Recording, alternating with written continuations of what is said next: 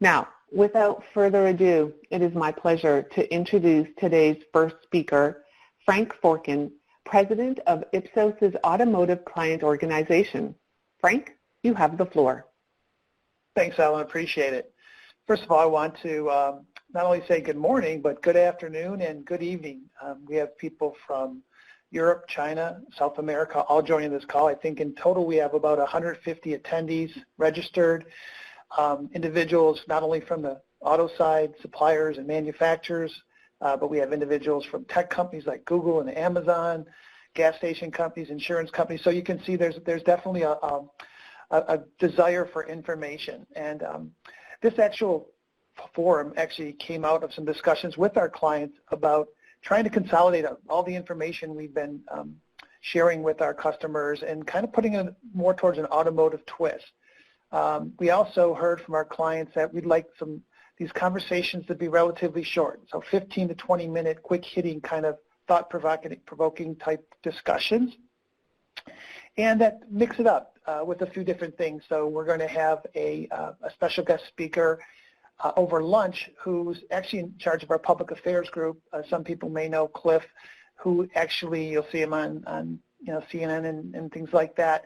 He's actually going to give a perspective of not only how COVID is impacting trends and things like that within the industry, but also his take on the election and how that might actually impact automotive as well.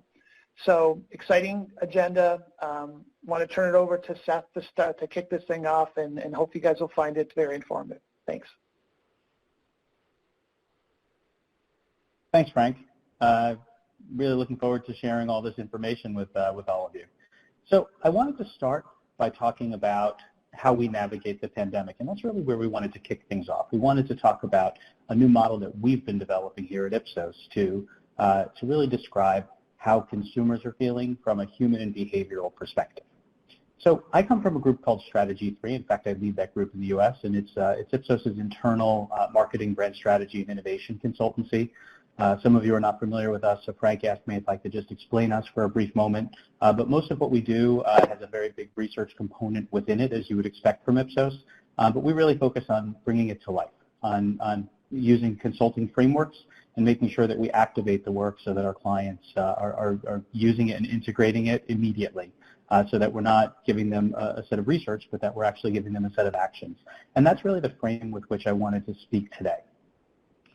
The things I'm going to talk about are what the emotional journey consumers are on and how we see this playing out over the next 18 months to come, where consumers are in the journey right now, and I'll share with you some data that we've collected, and finally, what are the implications for dealerships and OEMs. The challenge that we found is that an information gap was becoming evident. We saw a lot that was published. Governments and institutions have been tracking the disease with case reports, fatality information, and of course everyone's seeing this play out continued now as states in the U.S. and as other countries look to open. We also saw that there's a lot of economic models that show the damage the virus has wrought on the economy and employment, and also projecting out future scenarios. I'm sure most people are familiar, or many people are familiar with the McKinsey 9 boxes model, where you're looking at potential future scenarios. But what we found was missing was an understanding of people and their behaviors, and that's really the psychological journey that consumers are on. And without understanding the consumer or the customer mindset, because you can look at that from a B2B perspective as well, the leaders risk underestimating how strategies and actions are going to shape the future, how people react. And so this is, of course, true not just for companies, but also for brands themselves. And so we wanted to build out something that was more compelling. The way we started is we had the ability to look at countries that have been through the initial stages of the pandemic. As you'd imagine with Ipsos, we're doing quite a lot of research everywhere. And so we started with Wuhan and East Asia as they implemented their lockdowns. We continued with Northern Italy, Western Europe, and the U.S. as the pandemic continued to cross the world. And then, of course, we were actually able to go back to economies that had started to reopen, looking at countries like South Korea and Hong Kong, and being able to understand what it is that they were going through. That gave us essentially the back end of the model. That gave us the front half. And what we wanted to do then was to combine that with existing psychological models and more importantly also our behavioral science expertise, really understanding why people do what they do. So we started looking at different models that exist out there, such as the Kubler-Ross grief cycle. I'm sure people are familiar with the stages of grief. We also looked at the World Health Organization's phases of a pandemic. And then we brought in our own behavioral science capabilities. And this enabled us to project out into the future. Our futurists went through and said, okay, what are economies and societies going to be going through as time continues, so that we don't just look back to see behaviors that already existed and emotions that already occurred, but that we can actually project them in the future as well. And so the result of that is what we call the iPAQ, the Ipsos Pandemic Adaptability Continuum. And so the words are a little small on the screen here, I'm sure, for all of you, but I'm going to make them go a little bit bigger, and I'm going to share phase-by-phase information with you as I take you through this. But it started with uncertainty, essentially, as people were not really sure what was going on and were hearing about news for the first time and weren't sure what was going to happen.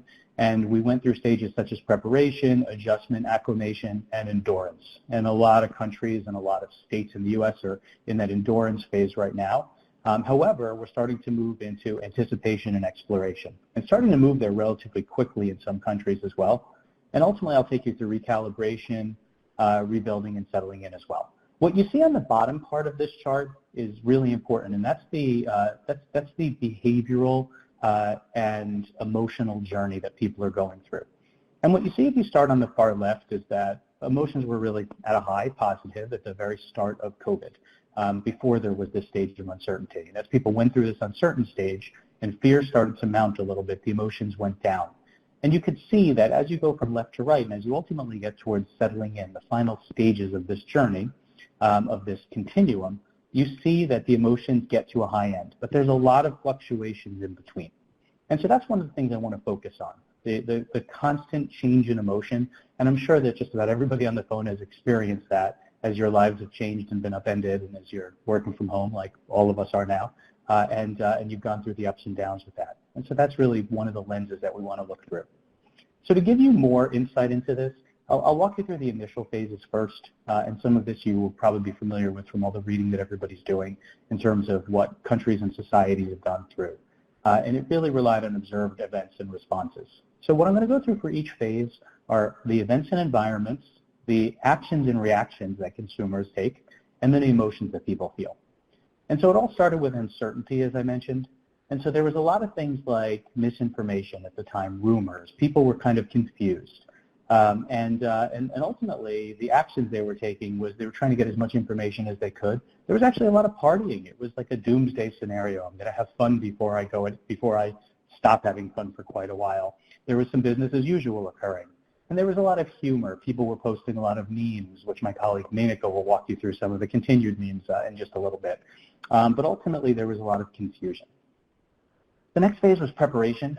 And preparation was government directives. There was definitely a tipping point that was reached as people started to say, okay, this is something real, and I need to prepare for it. Preparation took the form of stocking up and took the form of hoarding, as we saw. And it was really interesting. Some of you may have seen Walmart CEO published lists of what was flying off the shelves in the initial weeks of the pandemic. In the first week, it was all about sanitizers. The second week, it had moved beyond sanitizers, and it was toilet paper, which is still hard to find these days. Beyond that, it was right around the time of the Easter holidays, and so two trends converged. One of them was that people started cooking quite a bit more as they realized they were going to be home for a while, and the other was actually Easter itself. And so the big trends were things like yeast and flour and cooking supplies. And then what was really important is the fifth week coming out of that, one of the big things that was the biggest seller they had at Walmart was actually hair dye. And we've all seen that as we're all, going quite a bit more gray in our homes these days. So really interesting to watch that preparation phase. There was a lot of urgency. There was a lot of fear associated with that. As we continued, we moved into the adjustment phase as people got used to staying at home. It was going to be for quite a while. Governments were enforcing it. We saw that there were a lot of store closures. And what people were doing in that time, the actions, they were defining their routines. They were using new tools, things like webinars and webcasting like we're using here today. And they were just really getting used to working from home and dealing with the new version of what their lives were becoming. There was a lot of anxiety, but there was also a lot of flexibility at that time as people had to be flexible in their lives in order to adjust. Following that was acclimation, as people really just hunkered down and got used to things. There was a lot of what we call enforced family contact. I know that a lot more family dinners have occurred over the last few months than over many, many years for a lot of people. But ultimately, people settled into their routines. They noticed that there were some challenges and they figured out ways to overcome them. Emotions there, people were exploring. There was a lot of loneliness, which is really an interesting thing, but people found ways to reach out through the loneliness and continue to do so. But there was a lot of trial, people trying new things. Finally, enduring was really the end of what we've seen a lot of in the past. And the enduring is exactly what it sounds like. It was that endurance phase where people were just muddling through and just getting used to it, and beyond getting used to it, just like going about their day-to-day lives and getting a little stressed about when is this going to end. And so you see it in some of the emotions at the bottom here, where you have things like aggravation, you have things like hopelessness and resignation. People were really stressed out, wondering when are things going to lift. And I say that as I say were because I'm doing this call from the U.S. and we're in that stage now where we're starting to lift some of those restrictions, but it's a slow restriction. That's a slow lifting of these restrictions. Now, as we continue, we can move into what the future phases of the model are going to look like, and that's those behavioral science principles and Kubler-Ross modeling I talked about. And so really anticipation is the next phase. It's this phased reintroduction of what the world is going to look like as stores reopen and as the world starts to reopen again. And if you think about the consumer emotion in this point, it's excitement, it's relief. People are really starting to get optimistic about what can be because they want to return to their lives. Next is going to be exploration. And you see people exploring already in some countries and in the U.S. and some states. There's some ease gathering directives, and as a result, people are gathering. Some people are gathering a little too close and ignoring some social distancing requirements, and so that's causing a lot of stress. But there's a quick jump back to normal.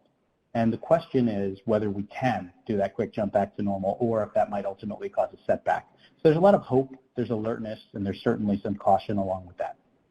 As we follow from exploration, we get into recalibration. Recalibration is figuring out, okay, what does the next normal start to look like? And that's a phrase that's becoming more common, not the new normal, but the next normal. Because the world very well is going to change forever for people. You know, there's stories, if you go back to the Spanish flu, of the people that suffered through it being very clean and washing their hands just continuously throughout the rest of their lives as they were very diligent.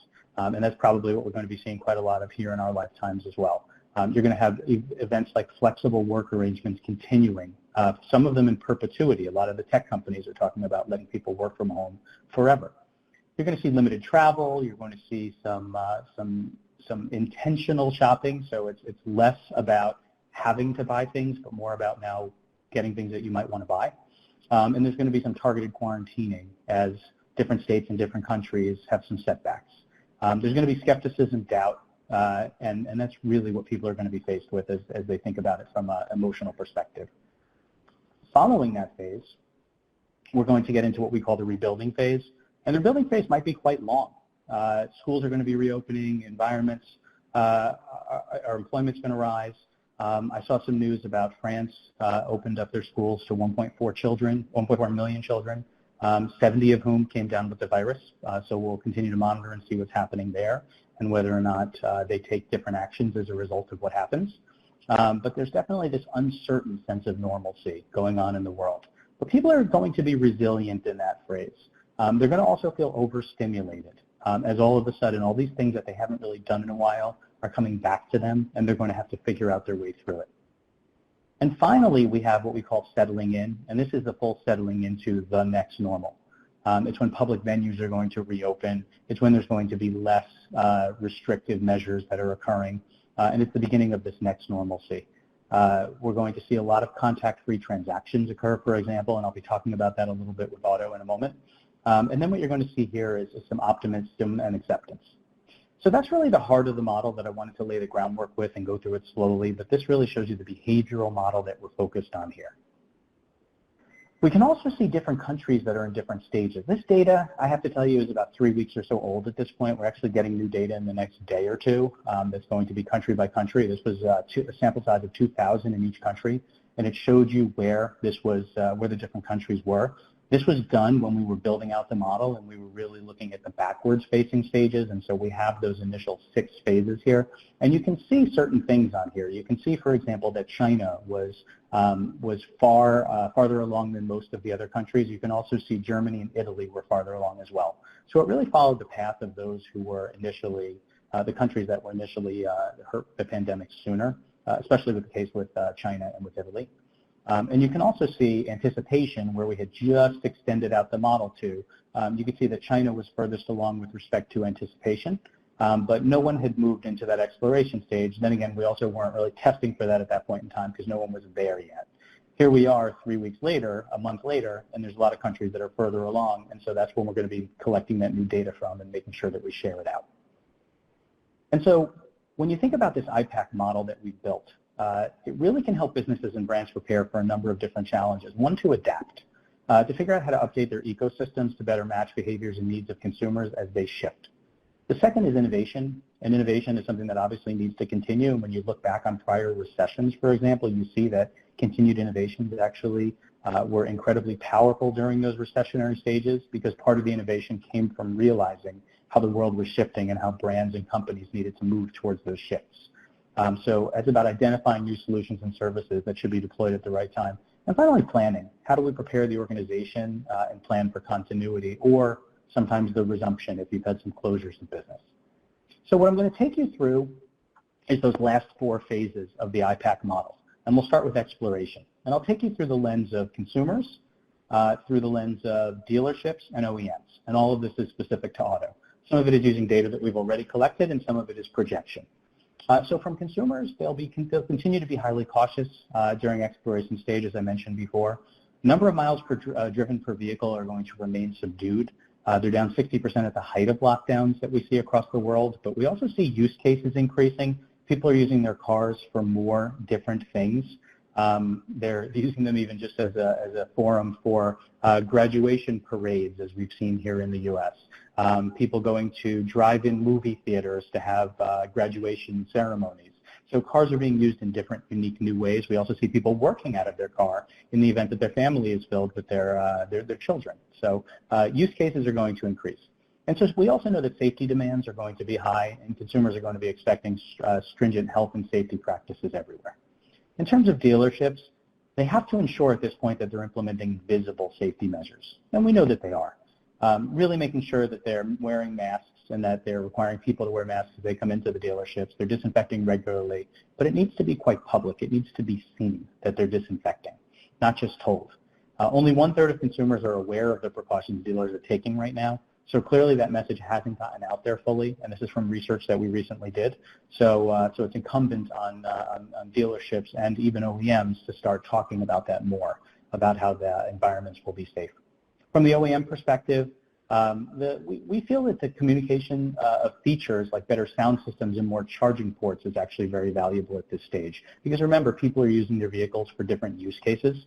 And so if you're going to be sitting in your car for quite a while, maybe even because that's where you're working for the day, it would be really nice to have a good sound system in there, and it would be really nice to have charging ports, for example.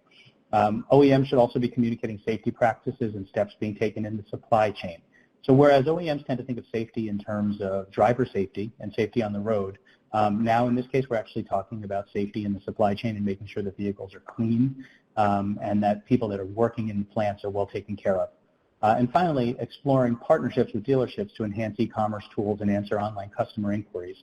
We know that infrastructure needs to be built. We know that some of it's already built and being put into place, but that's going to be very important for the dealerships and OEMs to be working together to build this infrastructure so that people can buy as they move into the purchase cycle.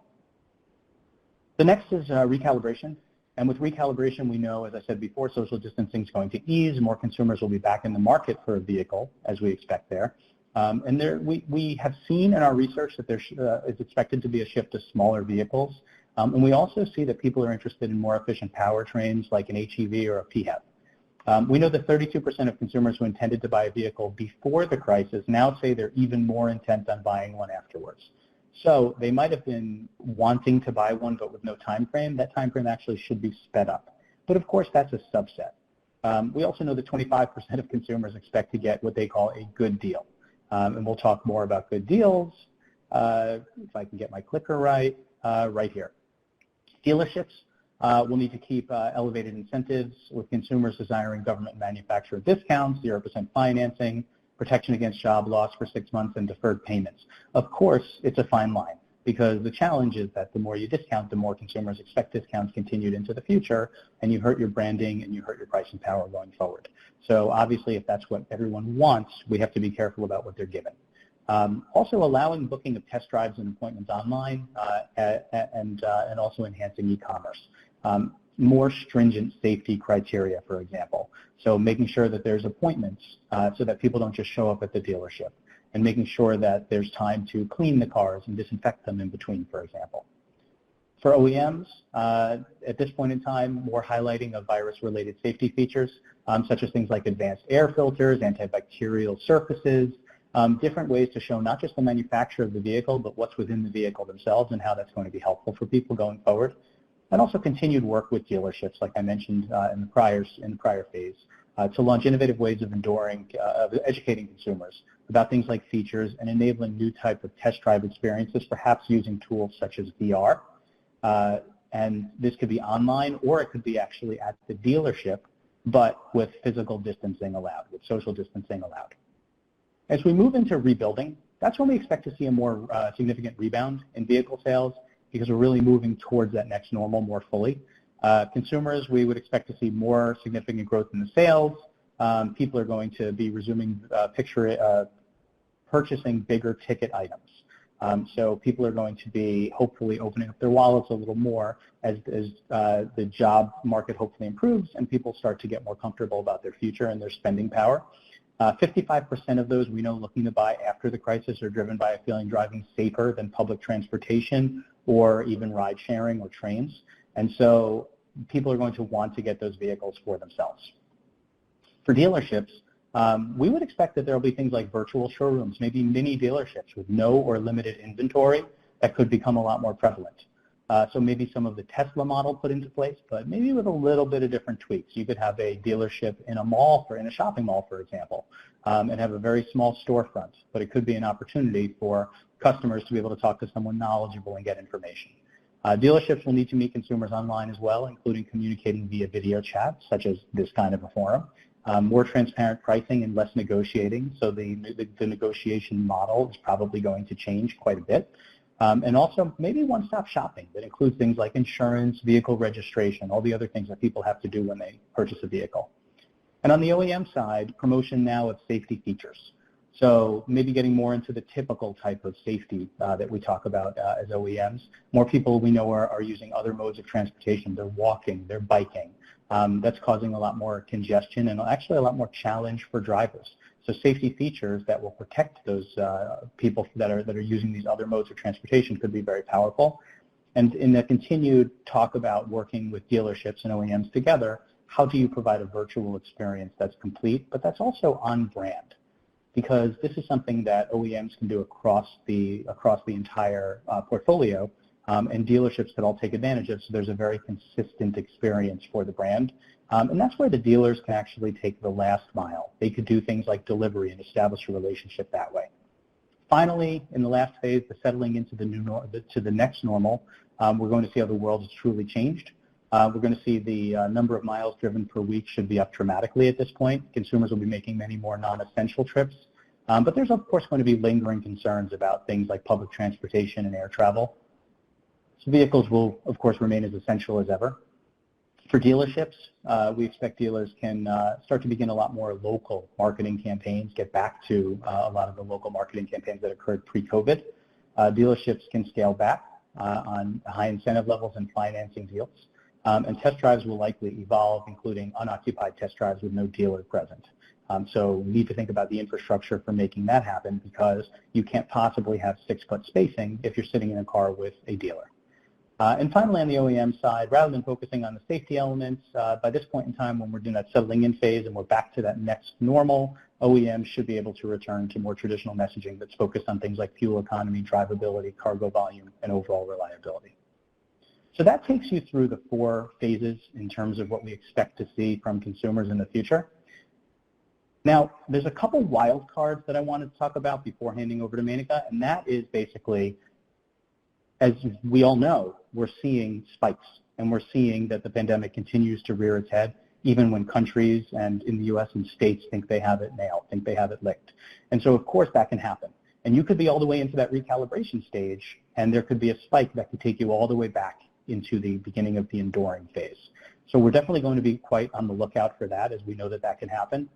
And one more thing that can happen, to show you another illustration of this model, because this is really where you can get into some of the scenario planning, you could be all the way through to the recalibration phase and beyond to rebuild. You're getting towards settling in, and then all of a sudden something can happen, whether it is COVID related or it's actually something completely different, because there are some big economical turbulence issues, for example, in the world, or even a new pandemic follows because the medical profession is so focused on COVID-19 that something else can rear its head and take hold.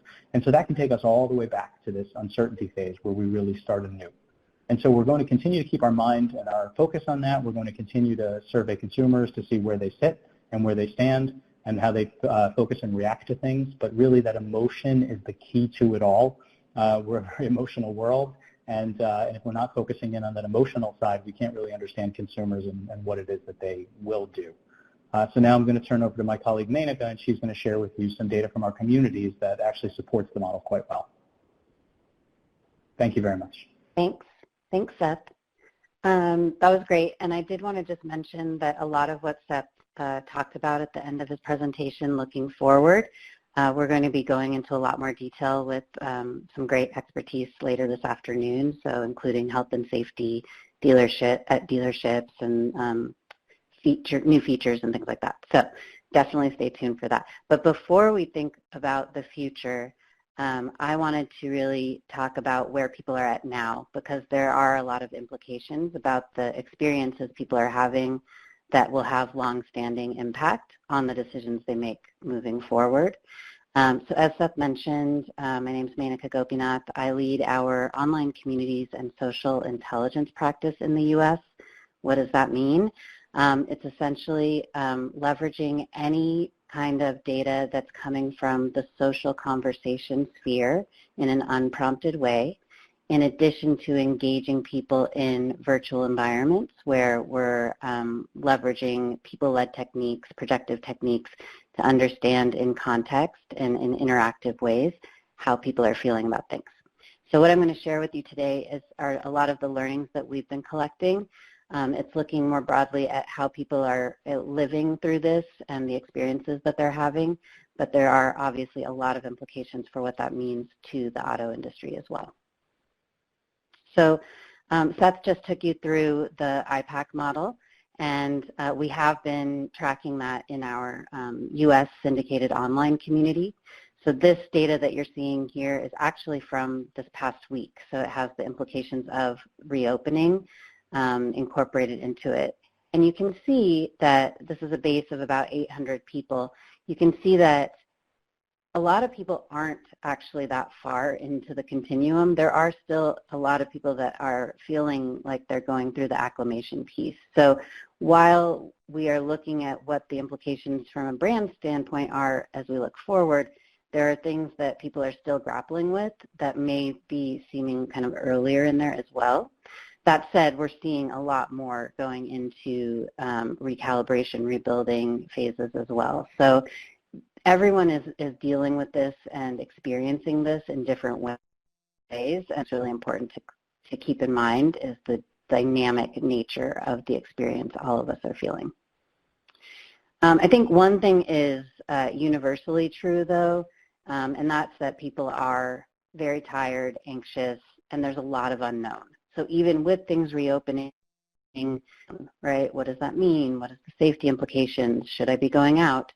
And we're seeing that week over week, those emotions are coming through. So we've been asking our community members every week, use 3 words to describe how you're feeling this week, and then we're doing this topic wheel. You can see the orange is really the anxiety chunk, but the purple chunk is what's really been growing, and that's really around fatigue, boredom, sadness, depression. And a lot of that is actually, we saw it in the last week, is still increasing. So despite things reopening, there is still this feeling of fatigue that's dominating how people are going through this. And we're also seeing that fatigue reiterated when we look at the social conversation on COVID. So we've been tracking the social conversation linked particularly to mentions of COVID-19 and coronavirus since early March in the U.S. And you can see that every week it's been steadily declining.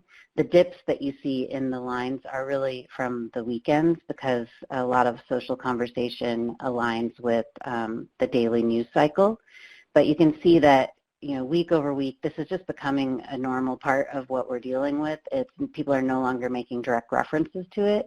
And more importantly, I think people are kind of sick of talking about it. It's bad enough. How do we get through this? And I think that comes through in those emotions that I mentioned, right? When we think about the impact this is having, the virus itself is obviously a big piece of that, but the economic impact, right? And we all know this because we're seeing it in the news.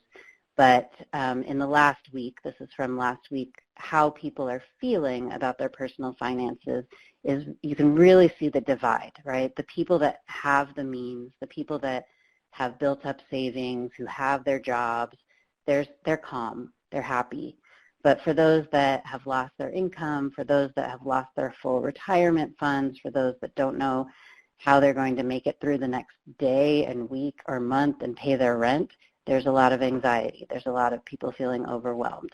And we're definitely seeing that divide based on income level, based on means, based on where you live, and that being something that's really going to, I think, continue as we kind of track the progress and what's happening with this crisis.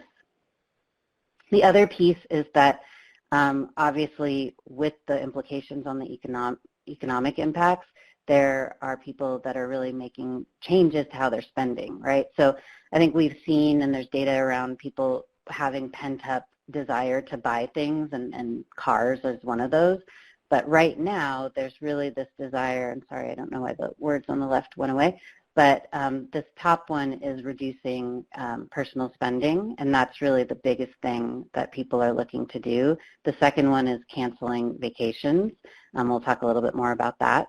And just reducing debt and paying down debt are some of the bigger things here as well. So we're seeing that that's, no matter what your affluence level is, there is this reprioritization of what you're going to spend on, what you should spend on, and that's really coming through in terms of how people are choosing to use their money, save their money, create budgets, and you can see that come through in the verbatim over here.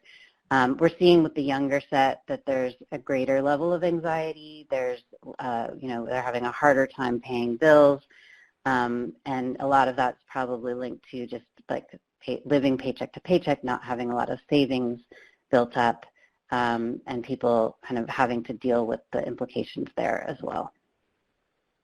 And just why all of this matters now, and in the context of looking at future spending behaviors, we're definitely seeing that if we look back at the Great Recession, which clearly this is a very different situation and a lot of nuances to it, but using that as some kind of historic context, we can see that the economic anxieties coming out of that definitely persisted for many years. So this is from our affluent team looking at the state of anxiety around the economy, and you can see that that remained very high for the 3 years post the recession.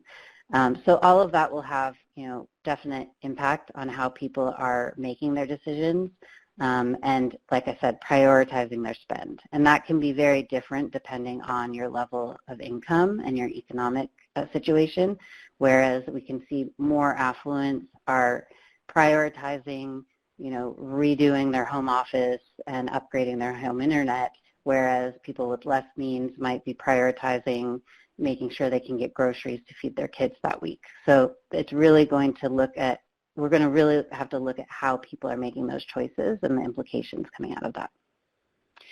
So all of this, knowing that like a lot of people are feeling very fatigued and very tired and very anxious, obviously has an impact on people's behaviors.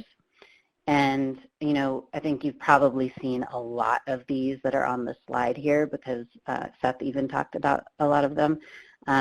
But we know that there's been a lot of behaviors impacted through people having to be at home.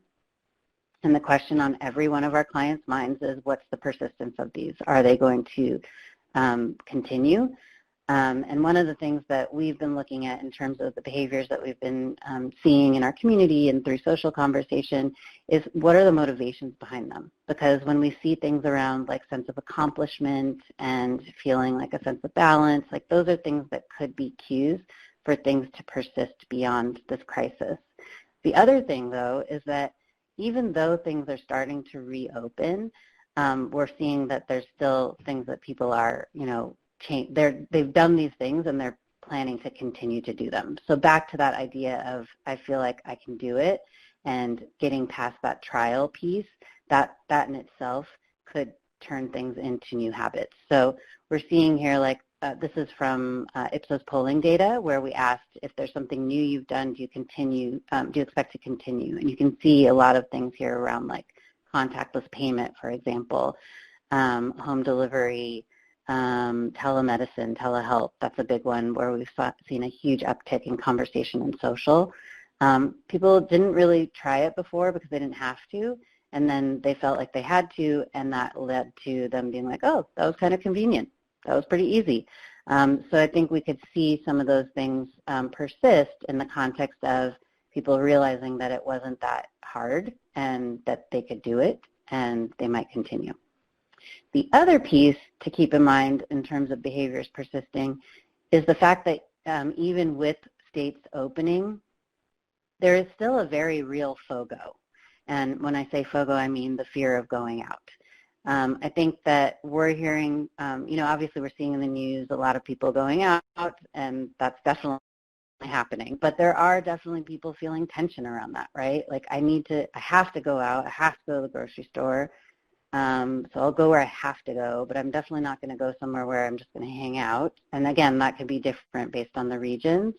But there is definitely this dominant feeling of like, I'm still a little hesitant about going out unless I absolutely have to. And, you know, I think we're seeing that in the data as well. 62% are saying that they're still nervous to leave their house, even with the restrictions lifted. And, you know, as Seth mentioned, I have to add in some memes to bring it to life, but this is one that made me laugh from 227. Are we the Pearl, or are we the people on the stoop? So there's definitely people that are worried about their health and the safety, and still feeling like I don't really want to go out. And we're seeing that implication also in social conversation. So when we look at social conversation, we're also looking at it at the topic level.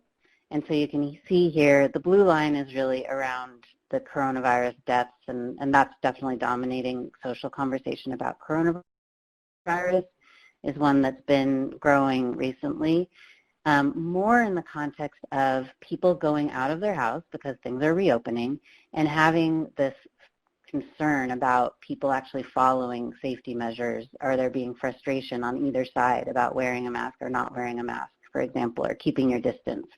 And that comes through in Ipsos data as well, where we recently found that 60% of Americans say they're maintaining 6 feet distance. They say they're wearing, 50% say they're wearing a mask at all the time when they leave their house, but only 18% report they're seeing others wearing it, right? So there is this kind of disconnect in terms of what I'm saying I'm doing versus what I might be actually doing and what I'm actually observing other people doing.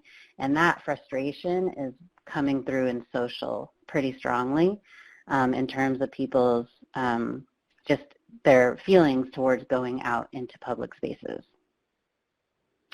We are seeing, because we probed on this idea, the social stigma that we're seeing coming through in terms of wearing masks, to wear a mask or not to wear a mask.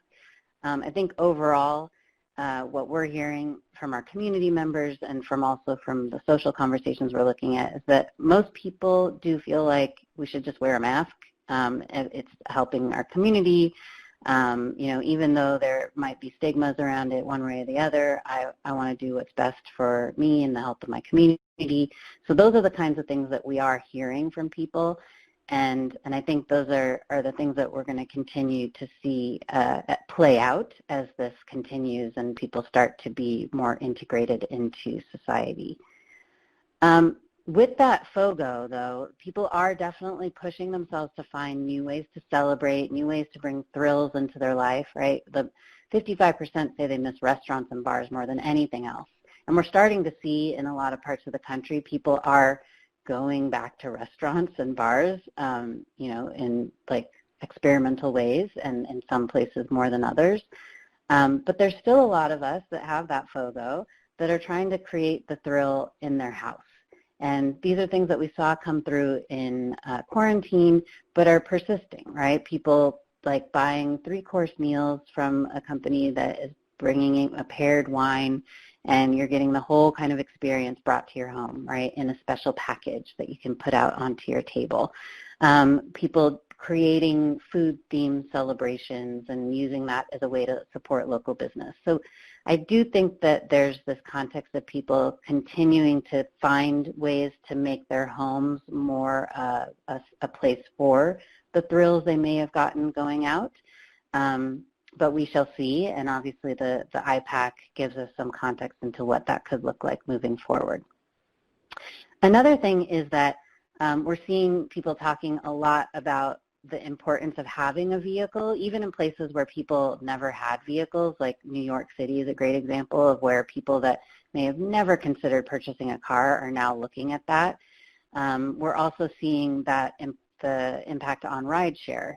This was a question we asked our members who had used rideshare pre-COVID, whether they would continue to use ride sharing. And you can see that about a third say they'll continue to use it in the future. About half said they'll consider it once there's a vaccine. And about 20% are saying they're not going to take it anymore. And you can see in the verbatim that it's very much about safety, clearly to Seth's earlier point. People just feeling like I have this pod of safety if I can stay in my car, and that being really important to them as a way to stay safe as they go out and do more things in public spaces. We're also seeing that implication on vacation and travel plans. So, when we asked our members if they're likely to travel this year, about half or over half were saying that they're probably not going to travel. But there's a lot that are still holding on to their plans, and we're actually talking to a lot of our members right now about their summer vacation plans and things like that. And there's a third that say they are likely to travel for a personal vacation in 2020. And when we look at what they're planning to do, the biggest thing we saw coming through is that people are not planning to fly anywhere. They're looking to places where they can drive, take their own car, and get through that in a more safe way, just building on the idea of that safety piece. So you can see that, Seth mentioned this, for all brands, there's this new dichotomy in managing the balance of pleasure and safety. And I think with auto, it's really interesting because you saw, like, people are thinking about using their cars for their vacations, which is very much linked to pleasure. But then there's this context of safety in terms of how can I stay in my car and be safe? How can I use my car for more things, like maybe I can go to the beach and eat in the back of my car. These are things that people are thinking about. And, in the context of going to the dealerships and the features, all of those things are really important. And a lot of that links to what we're seeing in terms of how people are talking about brand trust. Today, brand trust is very much linked to survival.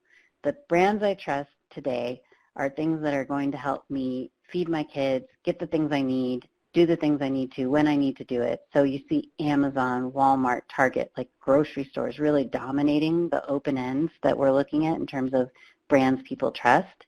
And again, this is unaided. And why would you ever think Charmin toilet paper would be a brand I trust that comes up unaided? It is now, because that's something that we couldn't get, we can't get anymore, and people are feeling like it's something I need for survival.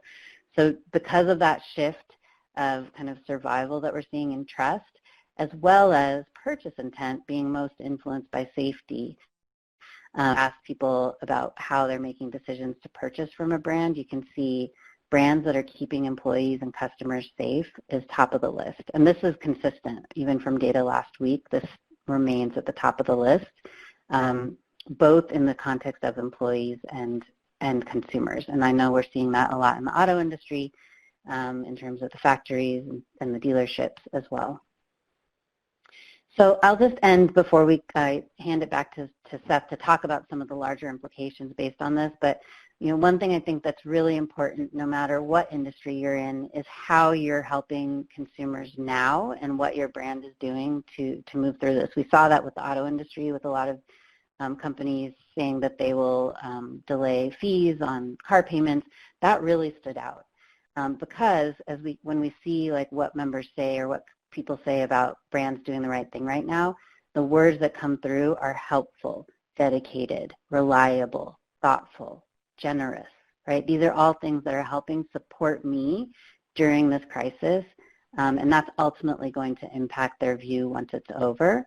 As we can see from this member's verbatim, which says it really nicely, which is take note of the companies helping us during these times, so when we're back to normal, we can support them and not the ones who aren't doing anything. So I'm going to hand it back over to Seth, who's actually going to talk about some of the implications of what I just talked through. Thanks, Monica. So yeah, as everybody can see, this model that we've created, the iPAQ, that is really based on looking back but also projecting forward, which can be a bit theoretical, has already been really foundationally backed up by a lot of the work that Monica is doing. So we thought it blended well together and wanted to circle back to some key points to remember at the end of both of our presentations. The first is, as we've said, personal vehicles will increase in their importance to society. They're really seen as the safest form of transportation. That's not to say that app-based ride-hailing is a thing of the past. In fact, I've seen a data point that says that China's back to 70% of pre-COVID use with brands like Didi. So it certainly will be around, but people really feel safe and comfortable in their vehicles. And so that's just a hugely important thing to know for the industry and for the category. There's also strong pent-up demand. I showed that stat that said that people that were wanting to buy ahead of COVID-19 are even more eager to purchase once we move to a safer phase. So once we get a few more phases forward and people are less worried about moving all the way backwards in those scenarios I shared, there should be a healthy dose of purchasing. But it's also balanced by the recession that's emerged from the pandemic. We know that people have lower spending power. A lot of people are losing jobs. And so it's really important to figure out how to meet people where they are. The challenge, of course, is there's a fine line between offering short-term incentives and damaging future pricing power, as all of you know very well. Dealerships certainly aren't going anywhere, but they'll have to change and implement strict and very visible health and safety protocols. That's going to be of critical importance. And finally, the online shift that's occurred in people's lives will impact the auto industry. So traditional dealer approaches, things like test drives, vehicle sales and financing are going to need to evolve accordingly, whether that's with packaging, with things like insurance and registration, like I mentioned, whether that's just with an evolution to new means and methodologies. That's going to be critically important. And one thing that I'll add to this list as well is what Monica ended with. People are very conscious right now of what companies and brands are doing. They have a really good BS meter, and so it's really critical that companies and brands do the right thing and do the right thing in a way that isn't seen to be something that just benefits them purely financially, but is something that has some altruistic lens to it as well. Consumers are watching, and they will vote with their wallets at a later point in time. So with that, I'm going to hand over to Jim Vancho to take us through his presentation. Thank you, Seth, and thank you, Monica. Okay. Well, hello, everyone. Nice to meet you. My name is Jim Vancho, and I lead Ipsos' brand health tracking offer in the U.S. I've been working in this space for over 20 years, so this topic is near and dear to my heart. I'm delighted to be with you, to share with you brand building in the new context. So how we choose brands is complex and nuanced. It is more than a couple of systems. It's about how, as we as whole people are engaged with our decisions, how are we able to adapt to what is going on around us and within ourselves when making choices. It is sometimes we make decisions that are very mindful and thought out, and an instant later, we can make a decision that is mindless and quick. Our ability to move in and out of that mindset is almost automatic.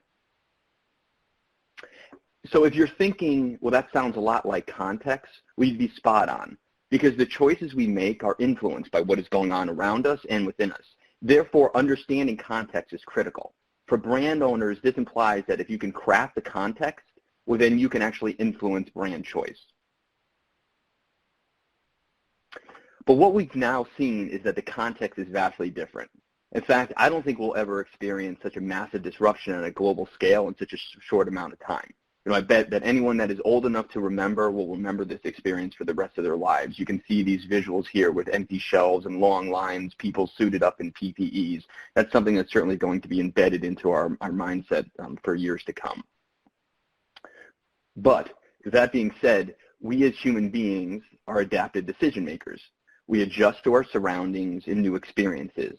I mentioned that how we make choices is complex and nuanced, and that the choices we make in different contexts arise along a mindful and mindless continuum. So in knowing that whole people make choices with varying degrees of mindfulness and that their choices are influenced by context, brand owners can take that deliberate action and craft the context by consciously intervening. And these interventions cause consumers to pay attention differently and therefore influence their decision making. So if you combine this approach with marketing instruments, brand leaders can ensure their brand shows up in the right places at the right moments so that they become more salient, they form relationships, and they come to mind first, thus achieving sustainable brand growth. So while context is critical, especially in these times, we also can't lose sight of common principles of communication. Any communication that we do still needs to be relevant and differentiated. And so here's some examples here. You can see a lot of backlash on social media from consumers showing displeasure with brands out there and their constant barrage of updates around coronavirus, feeling that it's out of context and out of place. And there's just a wording and language that continues to show up in various communications out there, and I thought this visual on the left-hand side of the page brought that to life quite well. It's just this sea of sameness, right? So there's all these various phrases, and you kind of swap these out across the various creatives that are on air at the moment. You can almost insert any brand. So again, it's going to be very important to be relevant, but also be differentiated and true to your brand when you are trying to communicate. So here's a couple of great examples from both MasterCard and Audi on how they use distinctive assets and shape them to the new context.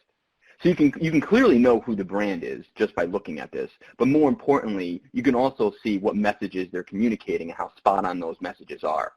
So, another theme that is also coming through here besides the social distancing is there's underlining themes of support and empathy. And we see those as very powerful emotions. So I'll call attention to two more examples here that are displaying support and empathy. So if we look at outside the industry, with Zillow showing a timely empathetic ad that conveys the true appreciation of home.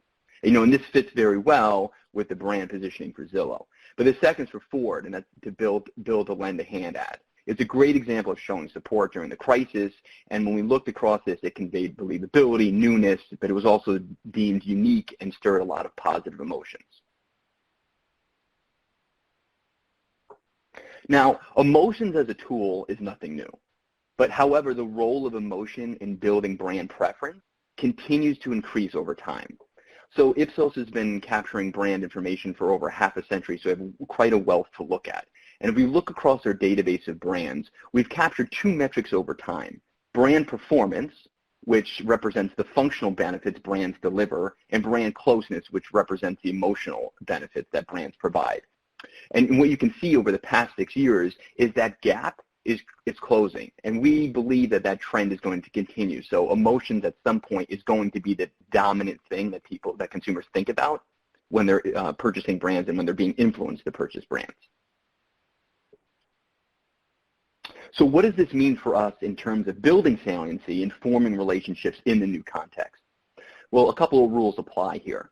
So first and foremost, make sure that you're refreshing and building positive emotional associations. We saw the benefits that it has and the impact that it delivers in market.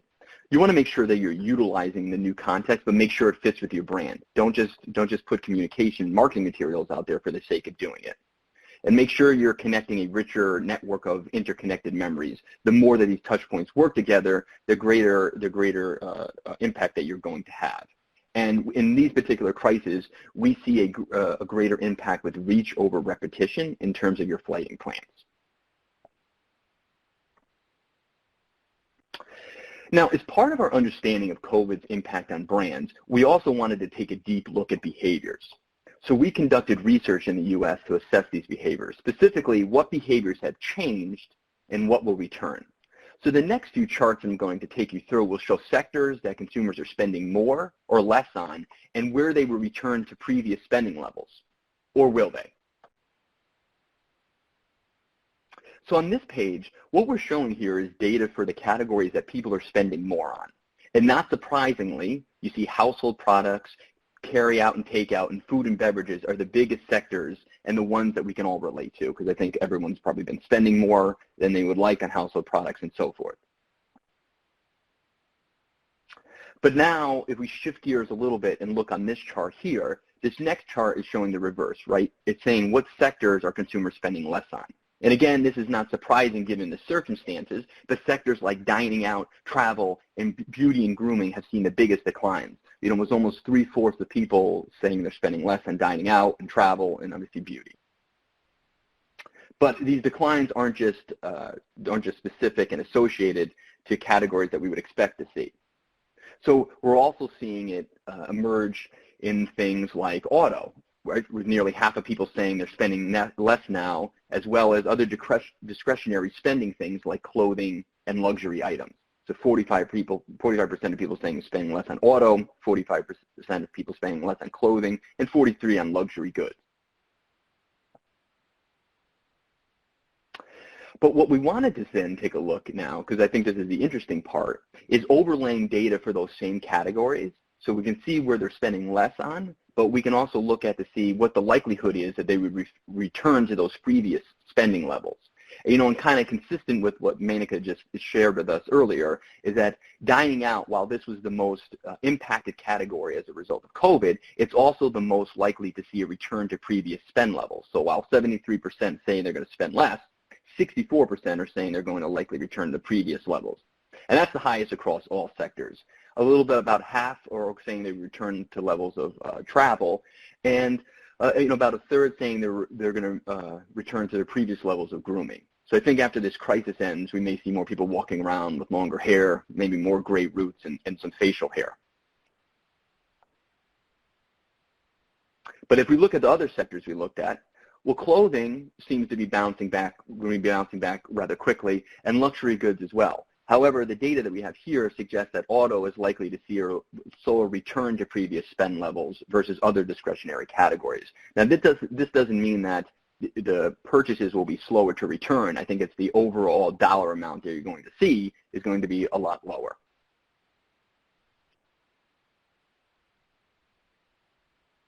And then what about those categories that people are spending more on? Well, carry out and food and beverages are likely to return to previous spending levels. However, we may see some greater emphasis on cleanliness for a longer term, as some people are claiming to continue to spend more on those household products than they have in previous times.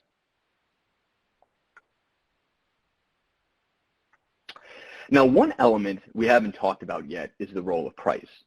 So when looking at our brand database, again, we see that in 2019, price accounted for about 11% of all the barriers to purchase. Now, however, if we go back in time, we can see at the height of the Great Recession, price's role as a barrier was actually 16%. So I think it's safe to assume that people will be more price conscious in this new context. But you know, let's remember that regardless of prior recessions or today's situation, price isn't the end-all be-all. Its value actually is. So in fact, price has no relationship with purchase intent, and that's indicated on this chart here on the left.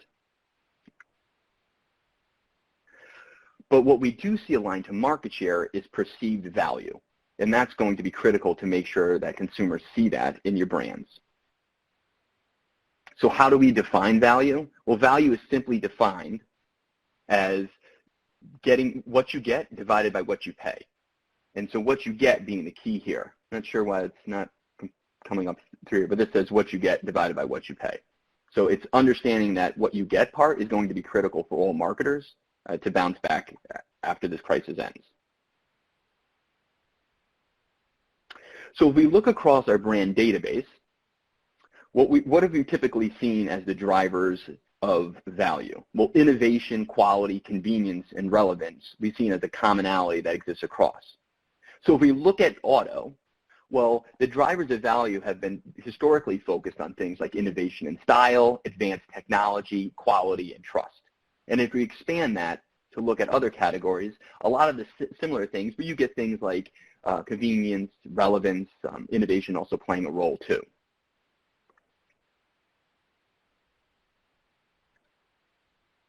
But what we have seen now with COVID is that it actually has started to evolve the meaning of perceived value to include elements like necessity, convenience, and price. These are going to be key attributes when purchasing that we haven't seen in the past.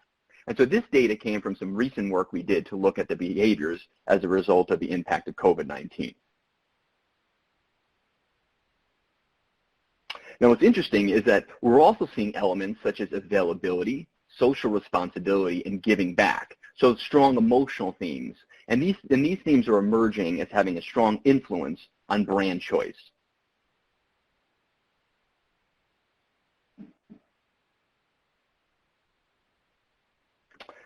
So as a result of these new dimensions and influence, we're seeing now that 41% of consumers are likely to start using a new brand because of COVID. And over a third of them who have tried a new brand claim to continue to use it. So this type of behavior obviously has a massive risk, but also massive opportunity for those that can effectively market in this new context.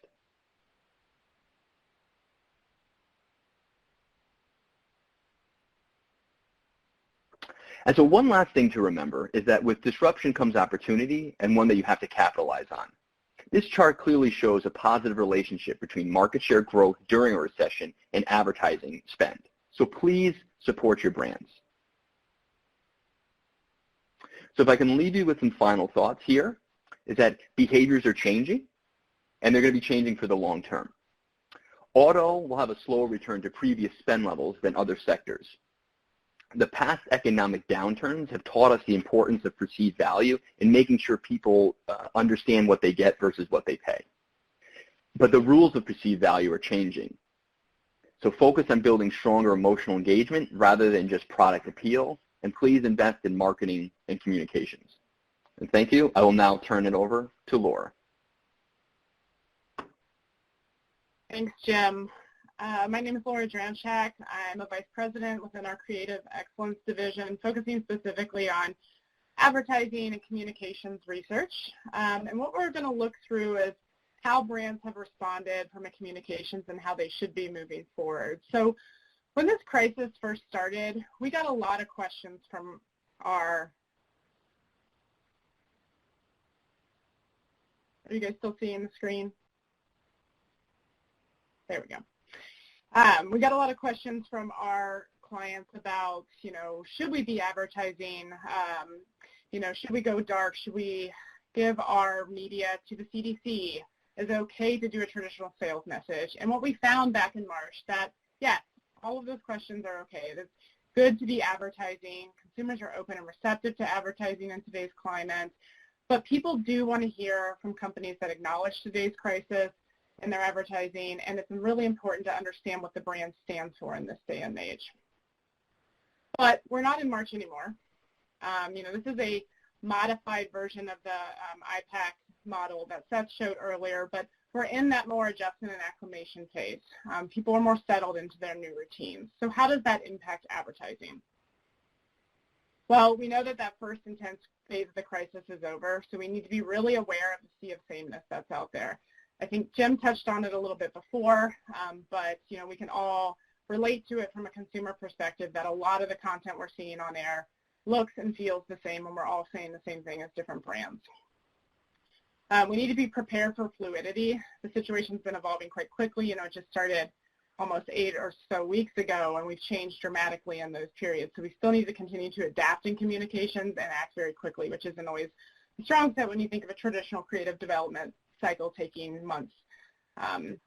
Health, responsibility, and positivity tend to continue to be the dominant messages that people want to hear.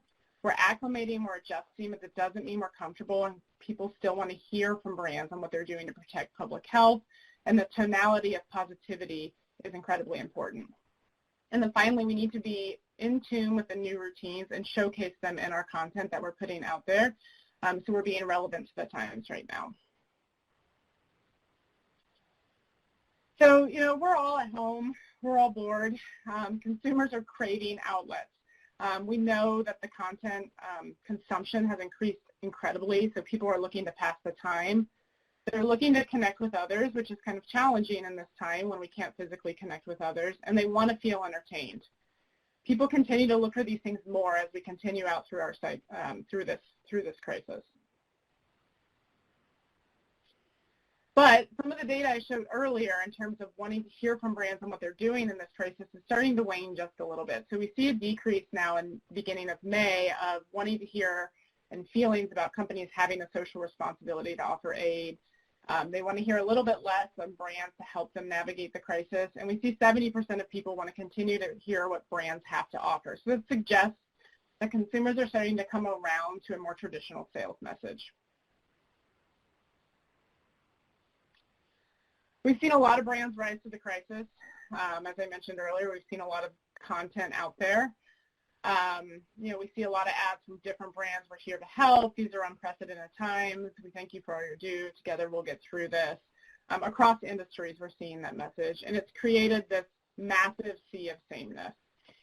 65% of people say they've seen a COVID-related advertising. I'm actually surprised that number's not a lot higher because I feel like that's all I see when I watch different television channels. But the interesting thing here and the worrisome stat is that only 20%, less than 20% of people can actually connect us to a specific brand or company. So that suggests that 80% of the advertising, COVID-specific advertising that's out there is ineffective, and it's frankly wasted media dollars. And that's a huge spend we're putting out there. So you can see some of these verbatim supporting that idea. Frankly, I'm tired of the same sad sack music playing, stop the we're here for you. It's overdone, it's cliched. So we're seeing people really feeling tired of seeing the same thing and hearing the same thing in advertising. So I want to dive a little bit deeper into these types of advertisements within our sector we're talking about today. So how are the auto brands responding in advertising, and how effective are those messages and executions? We did a variety of case studies. Two specific auto brands here. I'm not going to disclose the names just given we're under a lot of constraints to get these advertisements out here. We have brand A that took a little bit less of a traditional approach. It didn't use a lot of visuals, didn't showcase really the vehicles driving, didn't offer sales messages, simply talked about the heritage of the company and that they're there for them if they need it. Brand B took a more traditional approach, and I think the approach that a lot of the brands are taking out there. They showed a vignette style, a lot of slice of life Americana, a lot of visuals of the vehicle driving. They introduced the COVID problem facing America and then showcased the solution of things like, you know, interest rates and payment deferral and various feature upgrades and things along those lines to try to entice consumers to go out and buy the vehicle. What we found was that brand A, with a little bit less traditional, less sameness approach, broke through quite strongly. That's that memory encoding, so people remembered it and it stuck in their head.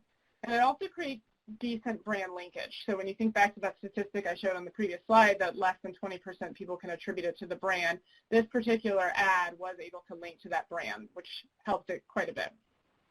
The other really interesting thing with this particular ad was it didn't showcase the deals. It didn't talk about the interest rates. It didn't talk about payment deferral.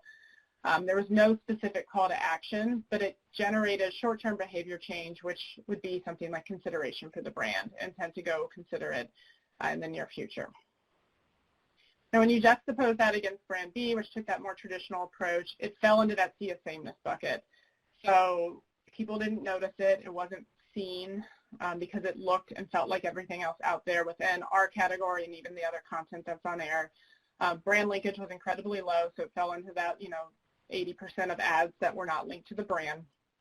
And despite it having quite a few offers and incentives within it, it actually had less short-term behavior change than the ad that didn't have any deals or incentives. So the COVID problem with the deal and incentive solution didn't quite seem to match correctly to create that call to action that was intending. So what do people actually want to feel and hear from in advertising? Well, positivity is the dominant message. They want to feel good again. They want to improve their well-being. They want to feel calm, comforted, relaxed, hopeful, positive. Security is the other big theme. Now, the interesting thing with security is that is starting to go down slightly as the crisis has evolved, but it's still a very major theme that we're coming out, and particularly in the vein of consumer safety and health safety, as some of our other speakers have talked about already. But it really depends on what industry you're in, on where you should focus that communication. So brands and companies and industries on the front line, so consumer-facing, restaurants, airlines, hotel, I would argue the dealer side of the auto category wants to hear the messages of consumer safety. If I'm taking the risk to leave my house and go to your store or dealership or so on, what are you doing to make sure that I'm staying safe? Conversely, the brands that are not on the front line, so social media, entertainment, the OEMs, the more tier one type of messages, are more about that positivity, feeling good. And that's what they should be communicating. But those overall messages that I just mentioned really align with the crisis phase. So as we're in acclimation, consumer safety, positivity and hope, worker safety kind of fitting in there, are incredibly important. Deals and incentives and contributions or donations are also open and receptive too. But as we move towards anticipation and to the normal, people want to start hearing about going back to normal, making up from lost time, and importantly, new product and services unrelated to the pandemic will be more well received.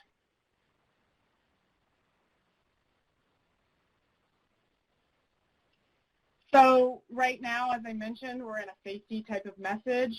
That will go down as people anticipate normalcy, and we're going to see that back to normal significantly increase. And right now, deals, incentives, access and convenience, so can I get to the store, can I get, what are the hours, how can I be interacting with you, are also well received.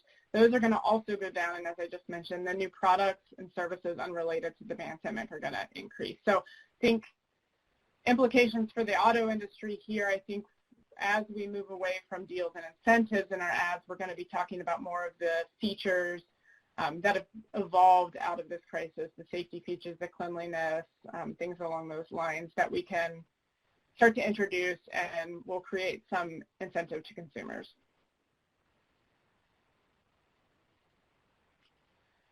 So how can we rise to the occasion? Right now, we started out in the onset showing empathy, we're giving comfort in our ads, we're here for you, we're all in this together. Right now, we're in a recognition and affirmation of new social norms, so we can see that security and positivity that I mentioned. So we see this in some examples, unrelated to the industry, but Domino's really focused on security in their communications right now with supporting contactless delivery, how they can get the pizza to you safely. Pandora took a little bit of a different route and went on that positivity vein, and a lot of different brands did this around the Mother's Day holiday. They showed how you could give and receive gifts remotely via Mother's Day. So we're starting to see a lot of the ads fall more like Pandora. We might even get a new See a Sameness, this kind of Pandora ad where we're doing a lot of our executions, Zoom calls, FaceTimes, those type of executions. We've seen Insurance, Progressive do it. Like I said, this Pandora execution, I've seen a few other brands as well. But it's able to have that more traditional sales message and show positivity that you can still interact and have this connection in these important holidays, but within the new vein of social norms. And how we look ahead and how we can find the role for June and beyond is helping people build new rituals at home. So we've seen a few other brands do really well on this. Brands like Hershey's, for example, showcased a lot of outdoor camping and how you can do s'mores still in your backyard. Different activities that we will adjust to as consumers and have adjusted to will start to be shown more in the executions of ad and the messages we're going to see.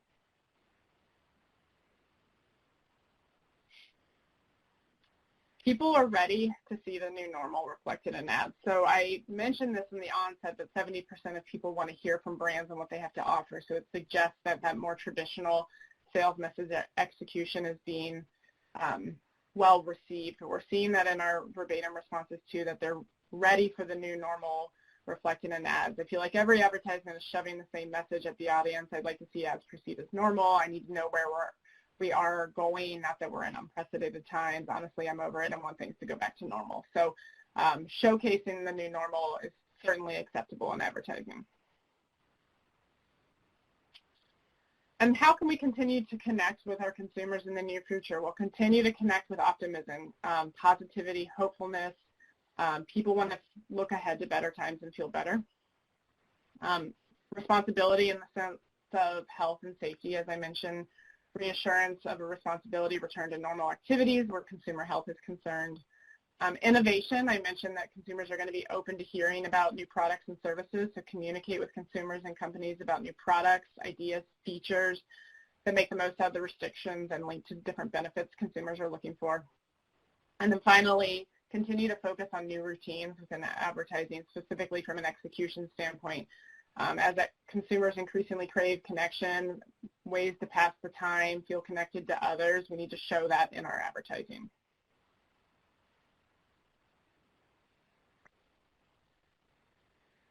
And that's all I have for you. Thanks for joining. Thanks, Laura. Hi, guys. Before we break, I wanted to give you guys a heads up on the afternoon a little bit, and also, since we didn't really program times in for questions, if you guys have any questions or want follow-up information, please feel free to reach out to me or your day-to-day account person. This conference is being recorded, so everybody who attended or registered will be able to get access to this if they want to kind of slow it down and get some additional information. We're also going to start right now. We're going to have a little time to kind of, let's call it a bio break, grab a sandwich, grab an omelet if you're still doing breakfast, and come back. Our next schedule presenter will be at 12:15 Eastern time, so that's a little less than a half an hour, and we'll be ready to go in the afternoon. Again, we've got some great presentations. We're going to have individuals from China and Italy calling in to let us know how the recovery is going in those countries, how it's impacting auto specifically. We've got an individual who's going to talk about safety and health related measures within retail, basically taking learnings from outside of auto and just giving us a heads up on what's happening. We also are going to have a presenter who's going to be speaking about these different ways customers are using their vehicle now and potential, what individual features they may be looking for in their next vehicle. And at the very end, I'm really excited about kind of a panel of experts and futurists who will be talking about, long-term, how is this going to impact us. Finally, at 1 o'clock, right after Cliff, we have brought a special guest. I think many of you know Jeff Schuster, who runs the LMC forecasting arm, and he's going to provide us the most recent update on where he believes the sales are going to be in the U.S. As well as globally. And he's also going to talk specifically about the impact on electric vehicles, both battery and PHEV. So I'm really excited about that. So we'll see you guys in a few, 12:15. Thank you very much.